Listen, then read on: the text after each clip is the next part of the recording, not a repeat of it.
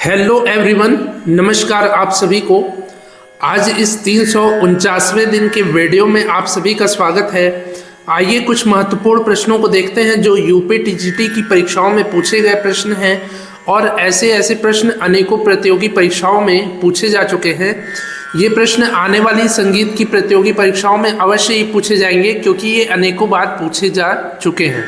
ठीक है, इसलिए आप इस वीडियो को बिना स्किप किए पूरा ज़रूर देखिए। यदि आप स्किप करके देखेंगे तो आपको ये जो प्रश्न हैं वो अच्छे से समझ में नहीं आएंगे, फिर आप अधूरे ज्ञान के साथ ही रहेंगे। ठीक है, इसलिए आप इस वीडियो को बिना स्किप किए पूरा ज़रूर देखिए।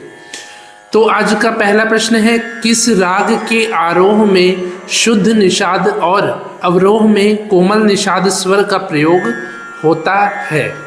तो ये राग है खमाज राग। राग खमाज के आरोह में शुद्ध निषाद, अवरोह में कोमल निषाद का प्रयोग होता है। ठीक है, राग खमाज जो है ये खमाज थाट का जन्य राग है और ये आश्रय राग है और इसकी जाति है षाड़व संपूर्ण और इसके गायन का समय है रात्रि का द्वितीय प्रहर। रात्रि के द्वितीय प्रहर का आश्रय राग है, खमाज थाट से जन्य है, षाड़व संपूर्ण जाति का राग है खमाज राग।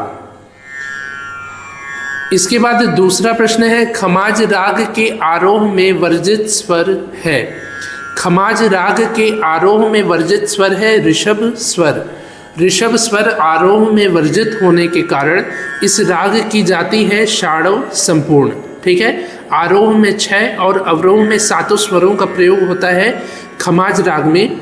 तो आरोह में वर्जित होता है ऋषभ स्वर, रे स्वर जो है ये वर्जित होता है खमाज राग में। ठीक है, इसके बाद तीसरा प्रश्न है, खमाज राग का वादी संवादी स्वर है।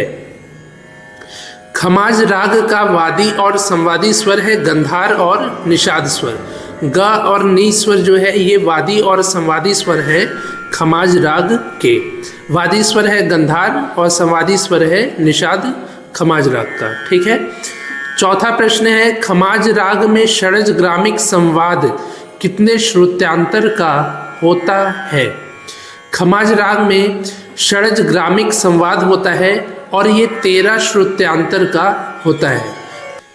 13 श्रुतियों का अंतर होता है खमाज राग के वादी और संवादी स्वरों के बीच, तो इसको षड्ज ग्रामिक संवाद भी कहते हैं। ठीक है, इसके बाद पांचवा प्रश्न है, वर्तमान समय का आधार स्वर है।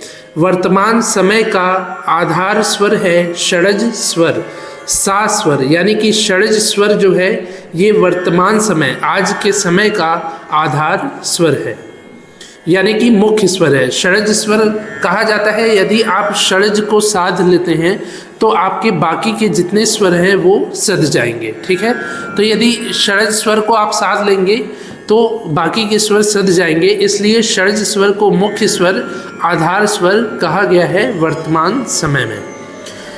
छठवां प्रश्न है, तानसेन जी संबंधित हैं। तानसेन जी जो हैं ये ध्रुपद से संबंधित हैं और ध्रुपद के गोबरहार बानी से संबंधित हैं। तानसेन जी का संबंध गोबरहार बानी से है। ठीक है, सातवां प्रश्न है, ध्रुपद गान में कितनी बानियों का प्रचलन है? ध्रुपद के गान में 4 बानियों का प्रचलन है, जिसमें गोबरहार, खंडहार, नौहार और डागुर, ये 4 बानियाँ प्रचलित हैं ध्रुपद की। इन्हीं 4 बानियों में ध्रुपद को गाया जाता है और तानसेन जी जो है ये गोबरहार बानी के प्रवर्तक हैं, संबंधित हैं। ठीक है, इसके बाद 8वां प्रश्न है, मानव जीवन में संगीत करता है। मानव जीवन में संगीत क्या क्या करता है? तो मानव जीवन का संपूर्ण विकास करता है, आध्यात्मिकता लाता है और घनिष्ठता से जुड़ता है। ठीक है, घनिष्ठता से जुड़ता है, संपूर्ण विकास करता है मानव के जीवन का और मानव के जीवन में आध्यात्मिकता लाता है संगीत। संगीत का मानव जीवन के प्रत्येक क्षण में उपयोग होता है। ठीक है, बच्चा जब जन्म होता है किसी बच्चे का, तो वो जन्म के समय भी रोता जो है वो भी संगीत के स्वरों के अंतर्गत आता है। ठीक है, वो किसी ना किसी स्वर में रोता ही है और जब मृत्यु होती है तो भी मनुष्य के जैसे लास्ट समय में जब जाते हैं तो राम नाम सत्य का जाप करते हैं, तो वो भी संगीत का ही एक भाग है, एक अंग है। ठीक है, जन्म के समय जन्म का गीत वगैरह गाया जाता है, फिर शादी होती है तो शादियों में गीत बजते हैं। ठीक है, संस्कार होते हैं तो संस्कारों में गीत बजते हैं, मुंडन संस्कार हुआ, जनेऊ संस्कार हुआ।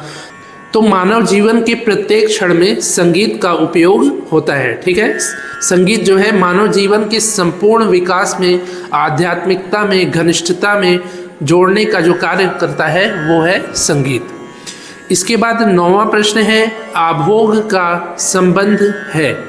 आभोग का संबंध है ध्रुपद से। ध्रुपद के 4 अंग होते हैं, स्थायी, अंतरा, संचारी और आभोग। तो आभोग जो है ये ध्रुपद से संबंधित है। ठीक है, इसके बाद 10वां प्रश्न है, आभोग गीत का कौन सा भाग है। आभोग गीत का भाग है चौथा भाग, स्थायी, अंतरा, संचारी और आभोग। ध्रुपद गीत के चौथे भाग में आभोग आता है। इसके बाद 11वां प्रश्न है, पखावज वाद्य की संगत होती है। पखावज वाद्य की संगत होती है ध्रुपद के साथ। ध्रुपद गायन शैली के साथ पखावज वाद्य का संगत किया जाता है। 12वां प्रश्न है, चौगुन की लयकारी में एक मात्रा में प्रयुक्त होती है। चौगुन की लयकारी में एक मात्रा में प्रयुक्त होती है 4 मात्रा। 4 मात्रा प्रयुक्त होती है चौगुन की लयकारी में। इसके बाद 13वां प्रश्न है, झूमरा ताल का बोल समूह है। झूमरा ताल का बोल समूह है धिन, अधा, तिरकिट। धिन के बाद अवग्रह है, फिर धा है, फिर तिरकिट है। ठीक है, झूमरा ताल जो है 14 मात्रा की ताल है, जिसके बोल हैं धिन, धा, तिरकिट, धिन, धिन, धागे, तिरकिट, तिन, ता, तिरकिट, धिन, धिन, धागे, तिरकिट। ठीक है, तो ये 14 मात्रा की ताल है। तो इसमें आपको 4 विकल्प देगा जिसमें ये बोल समूह लिखा होगा धिन, अधा, तिरकिट। तो आप इसको ही टिक करेंगे झूमरा ताल के बोल समूह में। इसके बाद 14वां प्रश्न है, झप ताल में होती है। झप ताल में होती है 10 मात्रा, 3 ताली, 4 विभाग और 1 खाली। झप ताल 10 मात्रा की ताल है, इसमें 3 ताली, 4 विभाग और 1 खाली होती है। 15वां प्रश्न है, दरबारी कान्हड़ा के अवरोह में वर्जित स्वर है। राग दरबारी कान्हड़ा के अवरोह में वर्जित स्वर है, धैवत स्वर वर्जित है। ठीक है, ध स्वर जो है वो अवरोह में वर्जित है राग दरबारी कान्हड़ा के। 16वां प्रश्न है, आरोह में भूपाली और अवरोह में यमन राग का स्वरूप दिखाई देता है। आरोह में भूपाली और अवरोह में यमन राग का स्वरूप दिखाई देता है राग शुद्ध कल्याण में। राग शुद्ध कल्याण के आरोह में भूपाली और अवरोह में यमन राग का स्वरूप जो है दिखाई देता है, यानी कि यमन राग का चलन दिखाई देता है राग शुद्ध कल्याण के अवरोह में, और आरोह में भूपाली का चलन दिखाई देता है। ठीक है, इसके बाद 17वां प्रश्न है, राग शुद्ध कल्याण का वादी और संवादी स्वर है। राग शुद्ध कल्याण का वादी संवादी स्वर है गंधार और धैवत स्वर। गंधार स्वर वादी है और धैवत स्वर संवादी है राग शुद्ध कल्याण में। 18वां प्रश्न है, राग शुद्ध कल्याण का अन्य नाम है। राग शुद्ध कल्याण का अन्य नाम है भूप कल्याण। भूप कल्याण के नाम से भी जानते हैं राग शुद्ध कल्याण को। ठीक है, भूप कल्याण भी कहते हैं राग शुद्ध कल्याण को। 19वां प्रश्न है, बांसुरी में कितने प्रकार के रंध्रों का उल्लेख प्राप्त होता है। बांसुरी में 2 प्रकार के रंध्रों का उल्लेख प्राप्त होता है, एक है मुख रंध्र और दूसरा है नाद रंध्र। मुख रंध्र यानी कि जो जिस छिद्र में, रंध्र यानी कि छिद्र। ठीक है, तो जिस छिद्र में फूंक के द्वारा बजाया जाता है, फूंक मारा जाता है, उसको मुख रंध्र कहते हैं। और जिन छिद्रों पर उंगलियां रखी जाती हैं उनको नाद रंध्र कहते हैं। ठीक है, तो मुख रंध्र यानी कि जिनमें फूंक मारा जाता है, और नाद रंध्र यानी कि जिन पर उंगलियां रखी जाती हैं। तो ये 2 प्रकार के रंध्र होते हैं बांसुरी में। इसके बाद आखिरी प्रश्न है, बांसुरी में रंध्रों छिद्रों की संख्या होती है?